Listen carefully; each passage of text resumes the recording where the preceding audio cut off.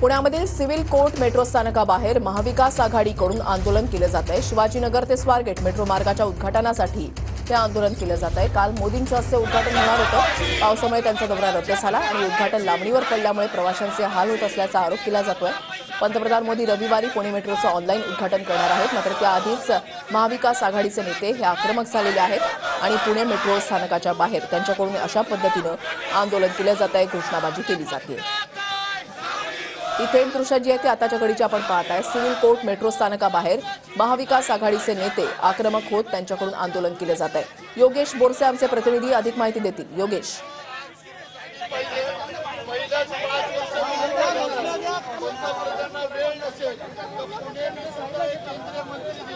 योगेश, माझा आवाज तुमच्यापर्यंत पोहोचतोय। महाविकास आघाडीचे नेते पुणे मेट्रोच्या उद्घाटनासाठी सुरू करण्यासाठी चांगलेच आक्रमक झाल्याचं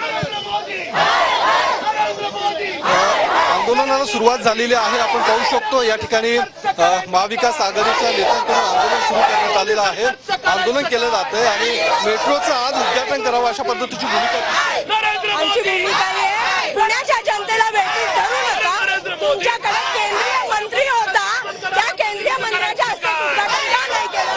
ऑनलाईन का नाही? का लोकांना त्रास? आम्ही 1% टॅक्स भरतोय, टॅक्स आमच्या पैशात बापाची नाहीये मेट्रो। तेव्हा यांनी लोकांसाठी ऑनलाईन ते ताबडतोब केलं पाहिजे, म्हणून आंदोलन केलं। मोदी सरकारचं करायचं काय?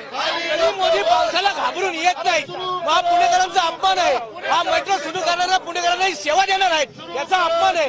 हा अपमान आम्ही कधी सहन करणार नाही। मेट्रो सुरू झाली पाहिजे ही आमची मागणी आहे।